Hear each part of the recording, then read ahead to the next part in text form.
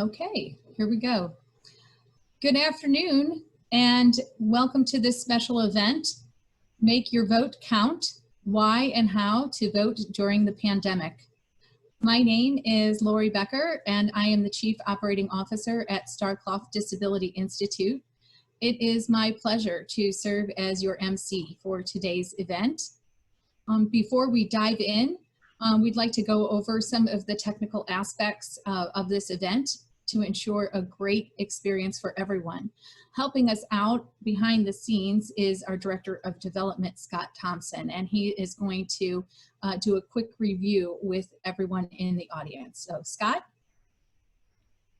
Hi, good afternoon, everybody. As Lori said, my name is Scott Thompson. I'm the Director of Development for Starkloff Disability Institute. We do have some accessibility features in today's webinar. One of them is live captioning. If you would like to turn on your live captions, there is a button down at the bottom of your screen that says CC. Click on that and then click on Show Captions, and then the captions will display on your screen. And as you can see, we do have an interpreter that will be interpreting live throughout the presentation. We're excited to have her today. If you do have questions during the webinar for Sarah, please put them in the Q&A box. And periodically throughout the session, Sarah will answer questions, and then we will have a Q&A at the end. So please put any questions in there. If you're having any technical difficulty with anything as far as accessing something in the webinar, please put that into the chat box, and that will send a message back to us so we can address it for you. So that being said, I'm going to turn it back to Lori, and then we'll get going. Great. Thanks so much, Scott. So today marks the beginning of Disability Pride Month, and 2020 marks the 30th anniversary of the Americans with Disabilities Act. As a member of the disability community myself, I am excited to use this time to share my pride in my identity with others and to add my voice to the national conversation about equity. We are proud to announce that our theme for Disability Pride Month is Diversity Includes Disability. We aim to expand the national conversation and to explore how the many identities a person has, whether it be disability, race, gender, or class, interact to shape their experience in the world. And you'll find a listing of all of our ADA 30 Diversity Includes Disability events at starkloff.org/ADA 30. Also on our website, you'll be able to sign our ADA 30 pledge, and we will mail you a free Diversity Includes Disability sticker, which is very cool. Also on the website, you'll find downloadable resources, including an Allies Action Steps, including a Disability Pride Watch, Read, Listen list, as well as our Workplace Etiquette Guide. So now on to today's presentation. Make Your Vote Count, How and Why to Vote During the Pandemic. Our presenter today is Sarah Schwegel. Sarah is the Public Policy and Advocacy Specialist at Paraquad. Sarah holds a bachelor's degree in Rehabilitation Studies at Maryville University and a master's in Public Administration from St. Louis University. She is passionate about helping people with disabilities live an independent life as possible. Prior to the COVID-19 pandemic, she enjoyed advocating for public policy changes and that would benefit the disability community. And now she uses that momentum to inspire action about social justice issues on social media. And I must add that prior to her work at Paraquad, Sarah worked with us at Starkloff Disability Institute in our Dream Big program, and was actually my intern and was an absolutely wonderful part of our team. We also work together on the board at Festability, and she's a national leader in power soccer and a great mentor to many. So without further ado, please welcome Sarah. Thank you, Lori. That was a great introduction. I love the theme of our Disability Pride Month this year. That's great. So it sounds like you guys have a lot of great resources. I'm really excited to be kicking off the month with disability and voting. So we will take breaks to answer questions throughout the presentation. So please submit your questions. And I would also like to introduce Bree Conley, the Public Policy and Advocacy Manager at Paraquad. She is here to help out and just hop in if I missed anything and answer any questions that I might not have the answer to. Sounds great. Do you want me to keep an eye on the Q&A as well, or do you have that? If you could keep an eye too, if there's anything that we need to follow up on, that would be great. Perfect. Awesome.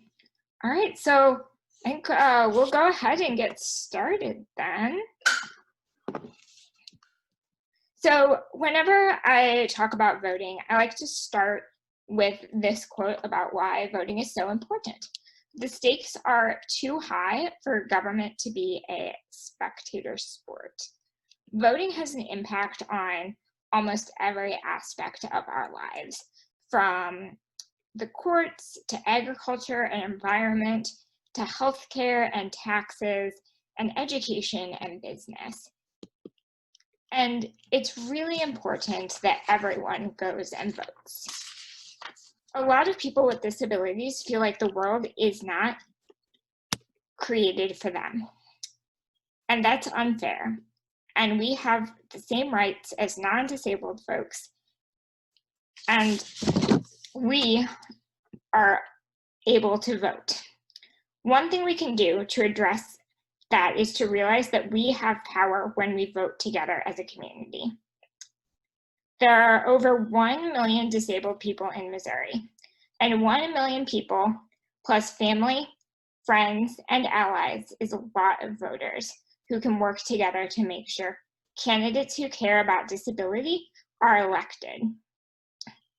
Across the country, there are more than 65 million, or 18% of Americans with a disability. People with disabilities are the largest minority group. And historically, people with disabilities vote at much lower rates than those without. There's a 6% gap in turnout in the 2016 election and a 4.7% gap in the 2018 midterm. This translates to millions of lost votes, which could have a major effect on our election outcomes. Many races are decided by just a few votes as well. In 2016, a Vermont race, Ainsville versus Buxton, was decided by 1 vote. And in 2018, the same 2 people ran against each other, and the seat flipped the other way again by 1 vote. Another thing in 2002 was in a Washington primary where Kevin Entz did not win his seat or win his primary because of 1 vote. And he later went on to find out that his coworker left his absentee ballot on his desk that morning and forgot to put it in the mail. So people with disabilities often use more public services than people without. So it's really important that we get our votes counted and make sure that elections are fair and we have our voice heard. Turnout is actually lowest amongst people with cognitive impairments and those who need help outside of their homes. So there's a lot of things that we'll talk about in a few moments that will address accessible voting. But first, why is the turnout so low? So there's 3 main barriers that exist. Access to polls, such as public transit and lack of accessibility within the polls. People feel like they are not asked to vote or participate. Voting is often not discussed, and people with disabilities are often not expected to vote. And people also don't necessarily want to vote. They don't really understand how government affects their life and the impact of voting has on government. People with disabilities also have low expectations for encountering problems at polling places. A really interesting Rutgers study that was published in 2012 says that non-voters without a disability, only about 1% of them expect problems at the polls, whereas non-voters with a disability, 40% of them expect to encounter problems at polling places. As far as voters go, about 8% of voters without a disability actually experienced problems, and then 30% of voters with a disability experience problems. So there's a really big access barrier. And you might be wondering what we can do to help eliminate that gap. And we're going to talk a little bit about that more later. But for now, if there's only one thing you get out of this slide, I want it to be that you normalize and talk about voting. Expect people in your network to vote. It's really important to have high expectations of people with disabilities. So, switch my slides. So there are also a number of barriers that people with disabilities encounter. One is complicated rules regarding guardianship. There were laws passed recently, I believe it was 2018, that changed how guardianship affected voting. So there's a lot of confusion surrounding that if folks have a guardian. Physical access to polls. Again, polling places are often not accessible because they might be in churches that aren't required to meet ADA requirements, or have inaccessible entrances that are used as the main entrance, and then the accessible entrance is locked and hard to find, all sorts of problems. Poll worker education is another barrier. A lot of people don't know how disabled people are able to vote. They aren't properly trained on the accessible voting machines or any of the other accessible voting, such as curbside, or the fact that people can bring in an attendant with them to help them vote. There's a lot of negative attitudes surrounding voting. You know, people think that my vote won't count. We can't really change anything. But again, I want to reiterate the House races that I mentioned a few slides before, where they were lost and won by one vote. So your vote can do something. There's also social stigmas that people with disabilities might not be able to make informed decisions, but we know that's not true. People with disabilities can make great decisions and are perfectly capable of voting in elections. And lastly, there are voter suppression efforts that aren't outwardly called voter suppression, but they are because they make it harder to vote. And that includes punitive ID laws, targeted polling place closures, limited poll workers and voting machines, voter purges, and restrictions on absentee voting. We'll get a little bit more into some of those later, but the best way to help eliminate these barriers is to talk about voting and the barriers, and talk about the barriers and encourage the people in your life to go vote, because voting for officials that care about disability will help eliminate these barriers. So now we're going to transition and talk about the voting process. Before we do that, do we have any questions about the barriers that face people with disabilities during the voting process? Sarah, we don't have any questions specific to that, but I think you may be getting into this shortly. We have a couple of questions about absentee ballots and how people can ensure that their absentee ballot is going to count. Yes, we will definitely be getting that into a lot of detail very soon.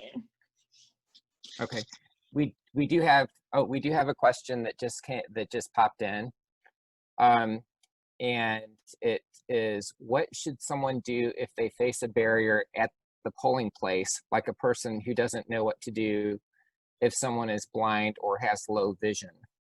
That is a great question. So in a few slides, we're going to talk about the rights that you have and ways to advocate for yourself and phrases to remember so that you can help educate those poll workers, but you can also report them and file a grievance to the Secretary of State. And we do have that info to share with you as well. All right, so we'll go ahead and start talking about registering to vote, which is one of my most favorite topics in the world. I was so excited to register to vote when I turned 18. So who is eligible to register to vote? 18-year-olds. If you're 18 before the election, you can register to vote. So if you are 17 and a half today, but you will be 18 before the August 4th primary, you can register. If you are 17 and a half on October 1st, but on October 31st, you're going to be 18, you can register for the November election. US citizens and residents of Missouri are also eligible. You are not eligible to vote if you are in prison, on probation or parole, or have been convicted of a voting crime. And if you have a guardian but meet all of the requirements for voting, be sure to check your guardianship papers. And if you have any questions about whether or not your guardianship papers allow you to vote, you can contact Paraclad for help. So who needs to register? If you are eligible to vote, you need to make sure that you are registered. If you've never voted before, that's automatically that you need to register. If you've moved since the last election, or if you've had a name change, you need to register. If you don't remember if you've registered, if you've moved, or had a legal name change, we highly recommend checking your voter registration status. I actually check my voter registration status before every election, before the voter registration deadline, just to make sure that nothing has happened, because sometimes people get purged from the polls unexpectedly, and that's one of the ways that voter suppression occurs.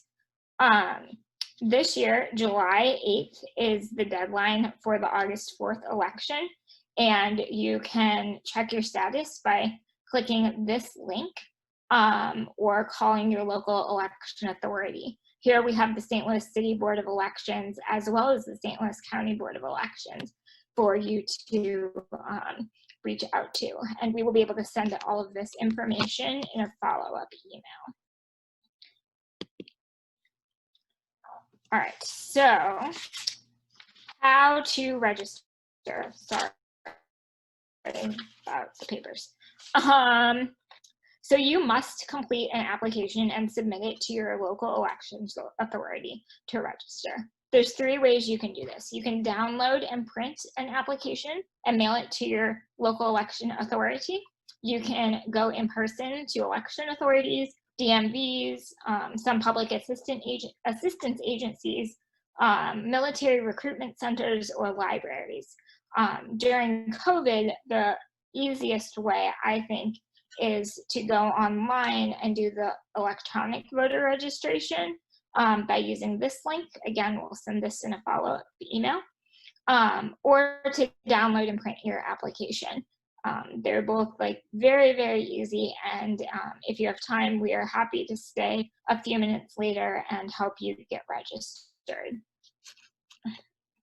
You're supposed to receive a registration confirmation within 7 days of the office receiving your form. However, when we were recently registering folks, we got a registration confirmation page that did not mention a timeline for registration confirmation. If you choose to register online, your confirmation should look something like this page, which is a screenshot of Jay Ashcroft's website, the Secretary of State's website, and it says, "Thank you for completing your voter registration application online. Your application will be forwarded to the local election authority and for review and processing. If you have any questions, please contact us at the Secretary of State's Office, Election Division, P.O. Box 1767, 600 West Main Street, Jefferson City, Missouri 65102, and it lists the phone numbers. All right, so now it's time to vote. Do we have any questions about the registration process before we dive into voting? We do not have any about the actual registration process. There's a question that I think we can probably answer toward the end. Perfect. So the next elections in Missouri are August 4th and November 3rd. Your poll hours are 6 a.m. to 7 p.m. If you are in line when the polls closed at 7, you must be allowed to vote. If a poll worker tries to tell you that you cannot vote, that is voter suppression and you need to report that. And we'll get to how to report that later. In Missouri, you are required to have some identification. So you need to have some sort of government identification, which is like a driver's license or a non-driver's license, a government photo ID or a non-government photo ID, such as a college ID or anything with your picture on it. So like a card for pool membership, if that has your photo, anything like that, or a utility bill or a bank statement. You do not need to have all 3 of these. You just need to have one of them. If you don't have an ID or you forgot it, but you know you're registered, you can still cast a provisional ballot. I like to use the phrase, I am allowed to vote, provided that I return with my ID or my signature matches the one on my voter registration card. That helps me remember to use the words provisional ballot when I go to the poll. Again, poll workers might give you trouble when you're requesting a provisional ballot. Again, that's voter suppression, and you need to report that.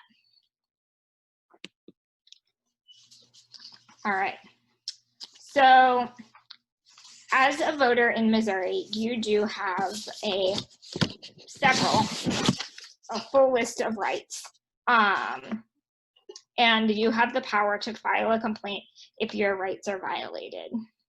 I'm going to go ahead and read this list, and then we can take a few questions before moving on to accessible voting. But your rights as a voter in the state of Missouri are a private ballot. That means no one has to see who you vote for or what issues you vote for. You are entitled to written voting instructions. If you are deaf or hard of hearing, or you just learn better by reading things, you can ask for a list of written voting instructions. You can also ask to receive more instructions from the election judges. If you are confused or have questions, you can ask those questions. You can look at a sample ballot. You can cast your ballot if you are in line when the polls close. If you have a disability, you are entitled to assistance from an election judge or a person of your choice. That person does not have to be 18 or a registered voter. We'll get into that a little bit more later. You also can use an accessible voting machine, request curbside voting, or request a more accessible polling location. And again, we can get into that more later. You can receive another ballot if you make a mistake or if it is damaged. So if you accidentally vote for someone in the wrong party, or if you are trying to vote in favor of a ballot initiative, but the wording is confusing to you and you read it and realize that you marked the wrong box, you can ask for a new ballot. You can vote with a provisional ballot if your status cannot be determined. And again, that's using the phrase, I can vote provided that my signature matches the ballot or that I return with my ID. You can vote absentee. You can get a printout to verify that you voted with a touchscreen voting machine. And you can file a grievance with the Missouri Secretary of State's office. The phone number to file a grievance is 800-669-8683. And again, we'll post this in follow-up information so that you have access to that. All right, let's check for questions because that was a good amount of information. Sarah, I do have a question that popped in, but I think you answered a lot of this already. But the question is, what is your suggestion for empowering and promoting informed decision-making regarding voting? Yeah, so having conversations with people is really, really important. I also highly recommend looking into those sample ballots that we mentioned. We can talk a little bit more about that at the end, but we will also be posting a voter guide on the Paraquad website that you can use that has candidates have answered questions regarding disability issues.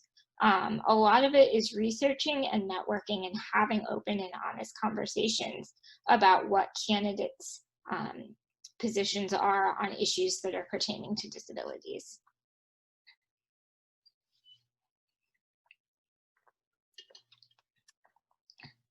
That is, Sarah, that's all of the, right now, that's all the questions we have in the queue. Perfect. So as we discussed earlier, there are several ways that voting can be made accessible to you. A lot of disabled voters feel that voting is not accessible. There's not a whole lot of information about accessible voting out there. I didn't even know that curbside voting was a thing until I started at Paraquad and we started voter education trainings. So there's a lot of information that isn't easy to find. So we'll start by going over each one of these and then kind of go into absentee voting a little bit more. That's listed on the bottom, and it's a big, big topic. So curbside voting is when a person with a disability needs to vote in their car. If your polling place is not accessible, you can call and have someone come out and bring your ballot to you. You do not have to prove that you need assistance or need curbside voting. If you're blind or low vision, you can use accessible voting machines that can give you an audio ballot or a large print ballot. If you would like personal assistance in the poll when you are filling out your box, so if you can't fill in the Scantron bubbles on your ballot or need someone to read it to you, you can have someone read your ballot and help you fill that out. You can bring anyone in. They do not have to be over 18 and they do not have to be a registered voter. If you don't have anyone that can go with you, you can ask a poll worker to help you. A lot of poll workers will try to give you trouble or hassle you about a disability. You can report them. You do not need to disclose any disability information to use accessible voting. All you have to say is, I need this to be as a reasonable accommodation. So another option is absentee voting.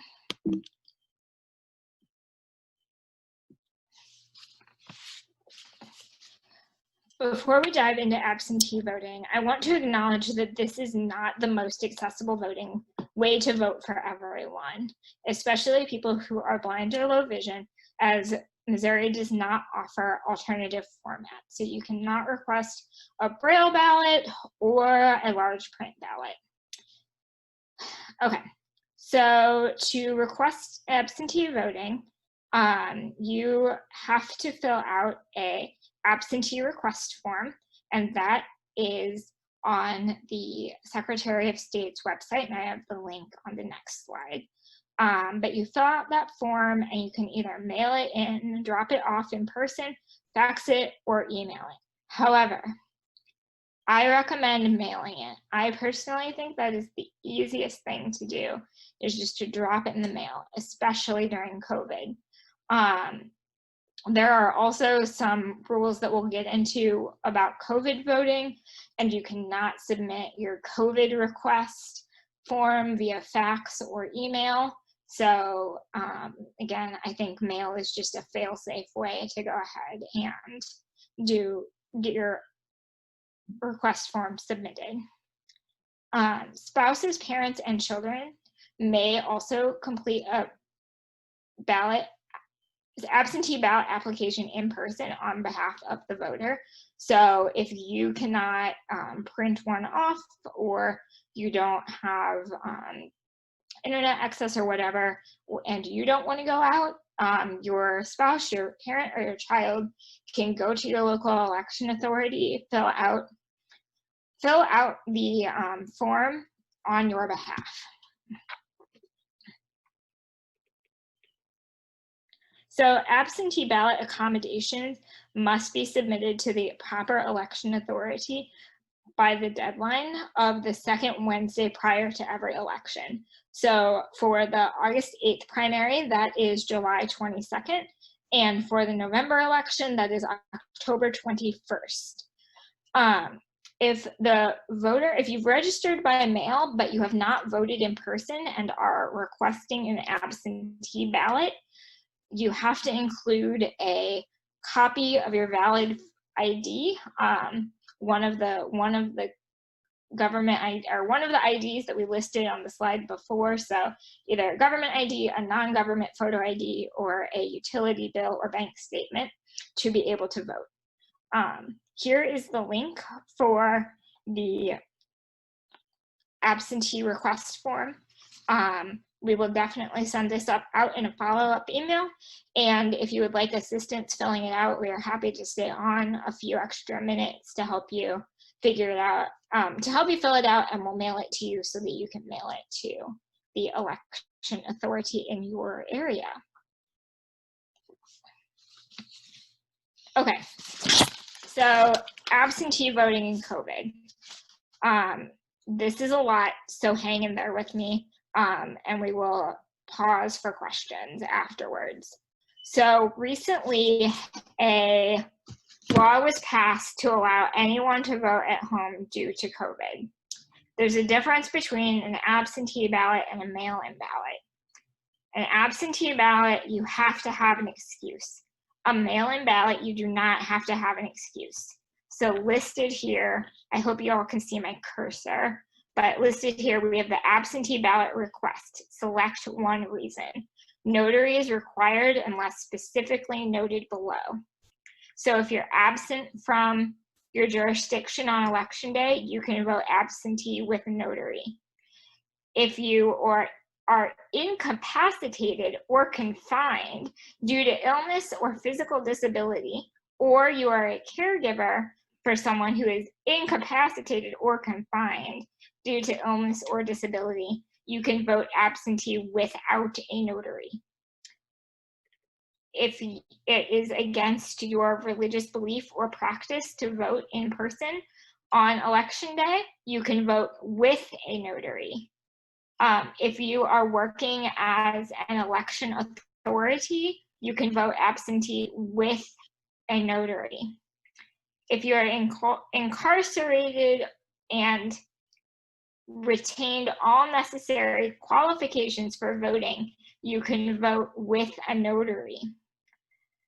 If you're a certified participation in the address confidentiality program established under section whatever because of safety concerns, which is also known as like witness protection, you can vote with a notary. If you have contracted coronavirus or are in a high-risk category, you can vote without a notary. The high-risk category includes folks who are 65 or older, have serious heart conditions, are immunocompromised, have liver disease, live in a long-term care facility, have chronic lung disease or moderate to severe asthma, have chronic kidney disease, and are undergoing dialysis or have diabetes. You do not need to have your absentee ballot notarized. Most people with disabilities will fall into these two categories under absentee voting that do not require notaries. If for some reason you do not fall into those categories, but still want to use a mail-in ballot, you can use this mail-in option. The only way to get this form approved for this request is by mailing it to your local election authority or by dropping it off. If you choose one of the other reasons to vote by mail or absentee, you can fax or email it in.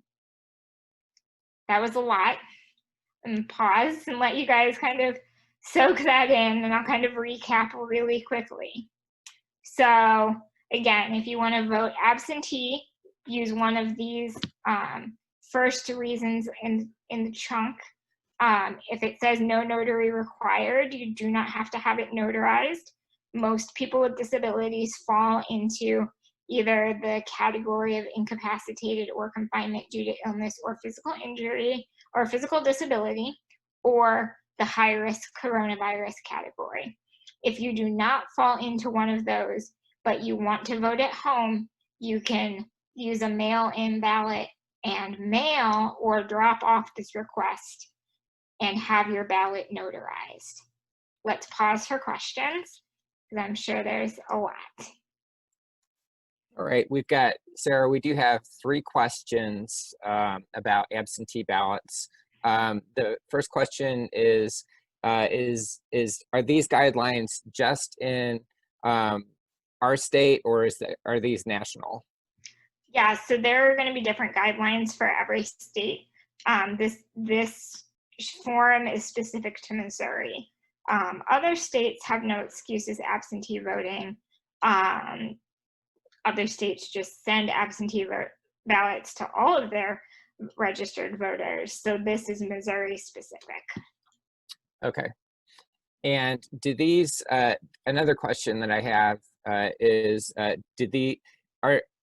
does this apply if for someone who English is not their first language? Does that fit in here? Bree, do you have that? I'm a little fuzzy still on the English as a second language in voting.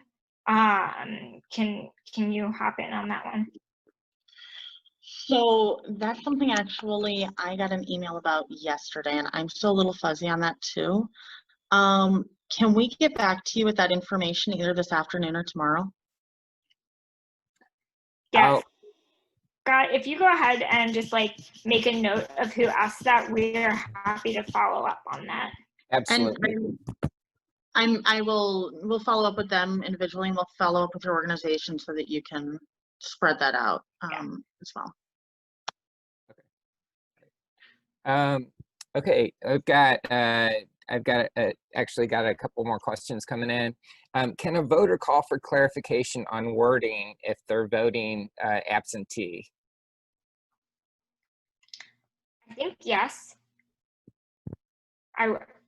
I'm fairly certain yes. I can double check and get back to you. Bree, do you have a solid yes on that? So I don't have a solid yes on that, but I can tell you that I've called several local election authorities in the last few weeks for questions about all sorts of voting related issues. And I've never had somebody not happily answer a question or give me clarification, even if they do need to call me back within a day or two. So I can call and find out again, you know, what assistance voting absentee over the phone, you know, what assistance over the phone looks like when you're voting absentee, and let you know for sure, but I wouldn't anticipate a problem. Yeah, election officials are often very excited about the fact that you want to vote. It tends to be the poll workers that are confused about accommodations and struggle with it more than the folks that work at your local election authority. We've got looks like 3 people are asking about where can you go and how does one go about getting an absentee ballot notarized? Yeah, that is a great question. So any notary can notarize your absentee ballot. Paraquad has a couple of notaries that are available. Banks usually have notaries. Post office, I believe, have notaries. And you can also do a quick Google search. I know there is a voter protection coalition that has a hub of notaries that are stationed throughout the state. Bree, do you have anything to add on that? I do. I actually just had to go find a notary because both of the banks in my neighborhood have gone to appointment only. And most, if not all USP store, UPS, I'm sorry, most UPS stores have a notary on staff. You'll want to call in advance and make sure that he or she is working that day and what hours they're in. But yep, I would recommend UPS stores and FedEx. And okay. If it gets close to election time and you can't remember where to find a notary, you can always call Paraquad and we can help connect you. Okay. I've got one more question here regarding notaries, and it's do all of them charge to do it? Oh, we were just on a webinar about this yesterday. I don't think they're supposed to charge for ballot notarization. It's my understanding they're only allowed to charge what it costs, and I believe when I asked it was no more than $2, because I just had this discussion with a notary the other day. But we will we'll definitely get back to you on that one as well. These are all fabulous questions, and I'm really glad you guys are asking them because these are really important, and a lot of this absentee voting during COVID is very new, and it's great that you're asking these questions so that you can share the information across your networks. Sarah, we've got another question that just popped in. The question is documentation needed to prove I am immunocompromised in sending an absentee ballot? I presume no. You do not need to prove that you have a disability or that you are immunocompromised. That is against the ADA.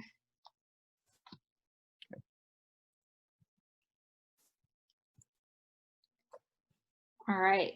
So if you don't use permanent absentee voting, which we're going to talk about now, you do have to fill out an absentee form, one of these. before every election. So if you fill out a form for the August primary, you will also have to fill out a form for the November election for president. If you have a permanent physical disability, you can sign up for permanent absentee voting. So voters with permanent physical disabilities can be placed on a designated list to have an absentee ballot automatically mailed to them each election. Your request must be made directly to your local election authority, who will send you more info on how to apply for this. This does not mean that you have to vote absentee. You are always allowed to go to the poll. If you get your absentee ballot request form mailed to you, and you know then that you do not want to vote absentee, that you want to go to the poll to get your little I voted sticker, you can just ignore that request form and go vote the day of. If you aren't sure at the time of absentee ballot request, you can fill out that form and still get your absentee ballot mailed to you. And then later that week, before you mail it in or drop it off, you can say, oh, no, I think I would rather vote in person and get my sticker. All you have to do then is take your blank ballot with you and turn it into the election official there, the poll worker, when you get signed in, and they'll give you a new one and void your old one. If for some reason you lost your paper ballot that was mailed to you, that's okay. If your dog ate it, that's okay. They will have to call the election authority. So if you live in St. Louis County, they'll have to make a call to the St. Louis County Board of Election Commission, confirm that you have not yet submitted your ballot, and then they will allow you to vote. Poll workers often don't like doing this, so you might have to do a little bit of advocacy here and say, no, it is my right to vote in person at the poll. If I signed up for an absentee ballot, that does not mean that I am required to vote absentee. You need to call and confirm that I have not voted so that I can vote here. That might take a while because election days are often very busy, but you absolutely can vote in person if you would like to. All right. So when you are submitting your absentee ballot application, do not send it to the Secretary of State's office. It has to go to your local election authority. We have a link here for where to find your local election authority. If you live in St. Louis County, it's the St. Louis County Board of Elections, and it's on Northwest Plaza. And if you're in the city, it is the, I don't remember what it's called exactly, it's the St. Louis City Election Commission, I think, and that's located on Tucker. This link will take you to a website where you can enter what county you live in, and it will give you the correct address for your local election authority.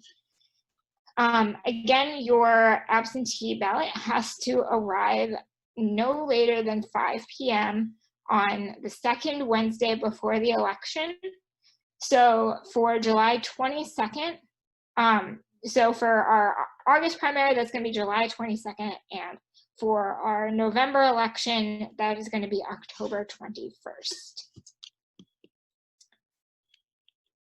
So a common question is, what can I do to get involved and make sure that people vote?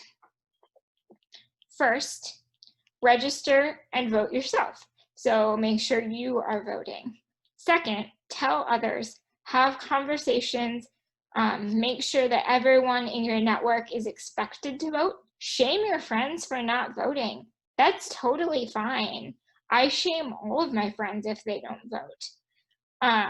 help them register and put them in touch with someone who can help them register. So Paraquad has voter registration open houses weekly. We have one tomorrow. You can pop in a Zoom session. We'll help you check your registration status, help you fill out an absentee ballot request form, mail it to you, include an envelope so that you can, all you have to do is sign it and drop it in the mail. If you have a group, we'll come out and do more presentations like this and help you get registered. We have a lot of other presentations too. We have one in plain language. We have one that is specifically for people who work with people with disabilities, so a trained trainer. We can help you get your network registered to vote. And then also report problems with your polling place. The election protection phone number is 1-866-RVOTE. Your St. Louis County Board of Elections phone number is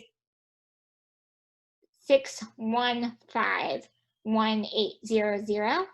St. Louis City is 622-4336. And you can call Paraquad. My number is 289-4277, and I'll help you get registered. I'll help you check your status.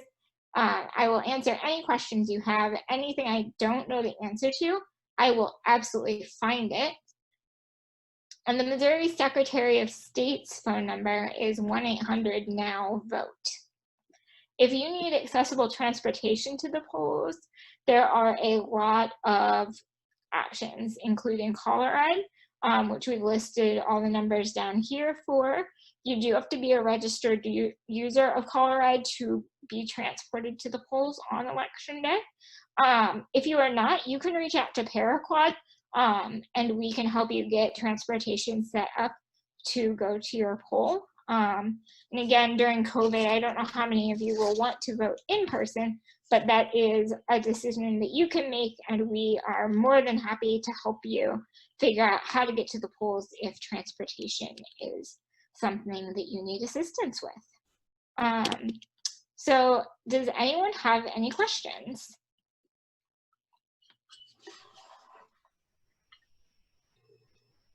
I don't see any popping up just yet, Sarah. Sarah, I have a question. Yeah. Did you talk about the primary election and what's going to be on the ballot? So we did not. A very exciting thing is going to be on the ballot this primary election, which is Medicaid expansion, which will greatly help the state of Missouri if it is chosen. It will allow more people to get healthcare coverage, and the federal match will bring a lot of dollars into the state of Missouri. So it is very important that you go vote this election. It was originally supposed to be on the November ballot, but they pushed it up to the August ballot. So it is on the August 4th ballot. You will be deciding on August 4th.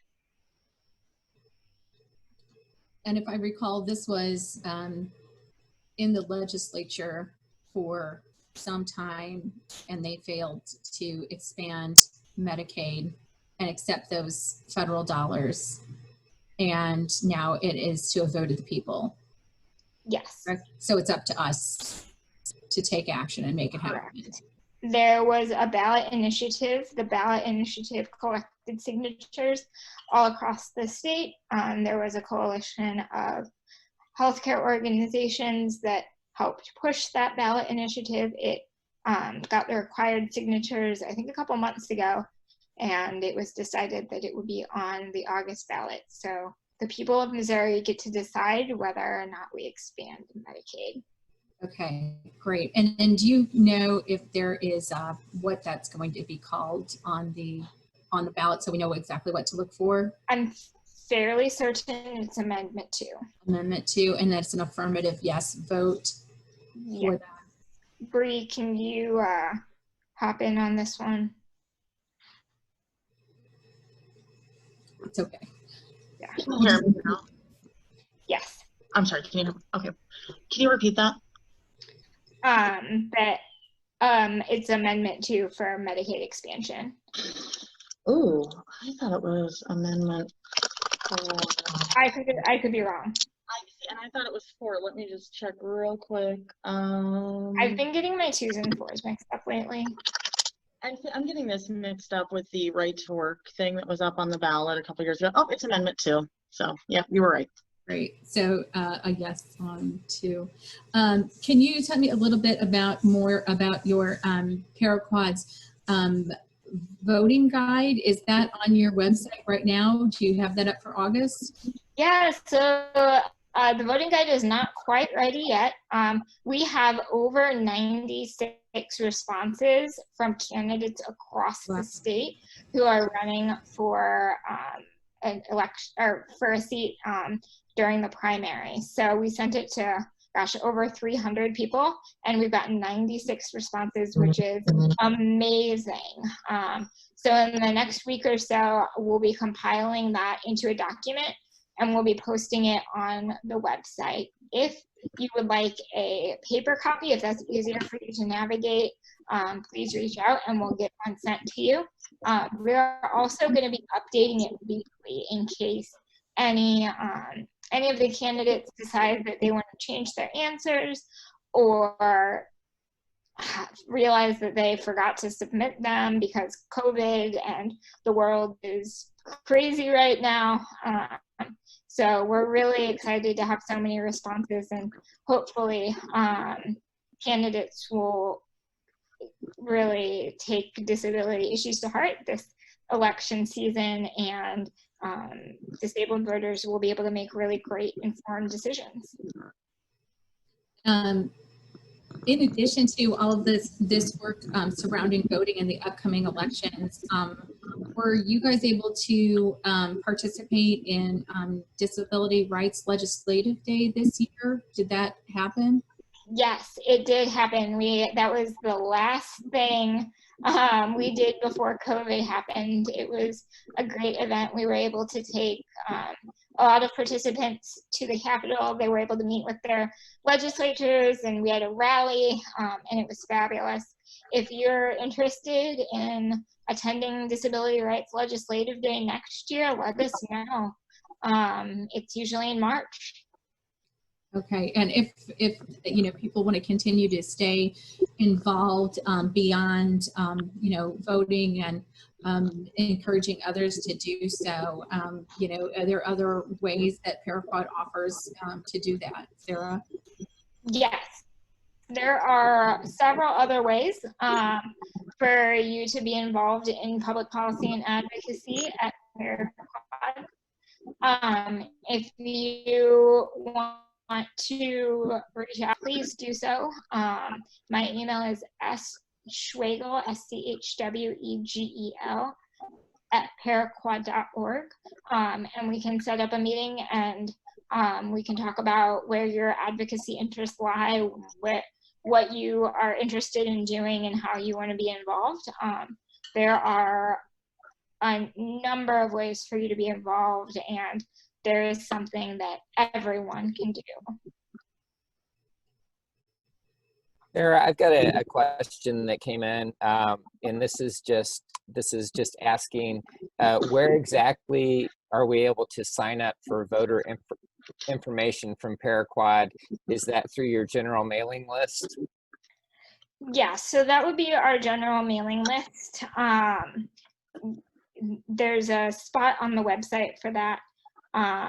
We are working on kind of making our mailing list a little bit more robust and making it more targeted so that we have a list for folks who are interested in voting, who are interested in being involved in legislative advocacy. But for now, just sign up for the general newsletter and you'll get all of our Advocacy Matters emails. I get them and they're great. Thank you. I work really hard on them. Can I just jump in real quick and add to the question about how to get involved with advocacy with Paraquad? In addition to connecting with Sarah to help her tell your story, she'll help you tell her your story. She'll help you find a platform for that. She's great at that. In addition, if you would like to speak to your lawmakers or legislators, we also do facilitated Zoom calls and phone calls with that. I know some people get a little intimidated at the idea of calling their lawmaker and setting an appointment. We have some appointments coming up the week of July. If you would like to be on those calls, if you would like to talk to lawmakers, or if you would like to set up one on your own and just don't want to have that conversation on your own, we'll do that as well. That is a really a great offer, a really great service that you guys are providing. That can be intimidating. It's difficult to know what to say, but you definitely want to say something. Yeah. So that's great that you guys are doing Give us that. a call. And we have, and our community has very powerful stories to share, and they need to be shared, so that, and everybody needs to speak up. So that's really important.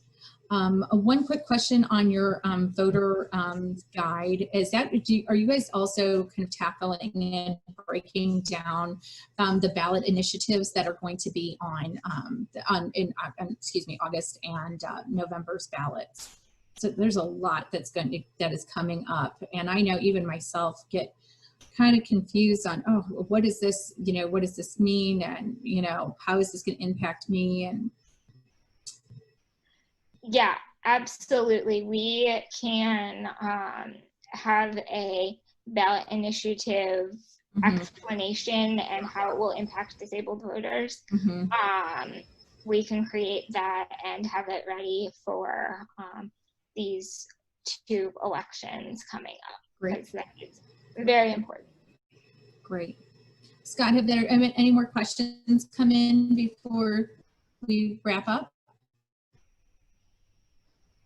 Nope, that's pretty much all of them right now. I know that Sarah and Bree, you guys have contributed a great deal of very important information to us today. Thank you so much for sharing all of this and for your time. We've got we're going to be sharing your presentation and all of these resources with everybody who participated today. And I know you're available, your contact information is available for anybody who wants follow-up. So just a quick reminder to not only go to paraquat.org, but also starkloff.org/ADA30 for a listing of all of our events coming up throughout the month. There's some really great events. Our next one is a media training, reporting on disability with dignity, that's happening on July 10th, and then a series of events on intersectionality. And then our month concludes with a concert by Galen Lee on July 30th. So please check all of those out and sign our ADA 30 pledge, and we'll mail you our Diversity Includes Disability sticker. So thank you all very much for joining us today, and make sure you get out there and register and vote and make your voice heard. So thanks so much, everyone. Have a great day. Yay, thank you. Thanks, Sarah.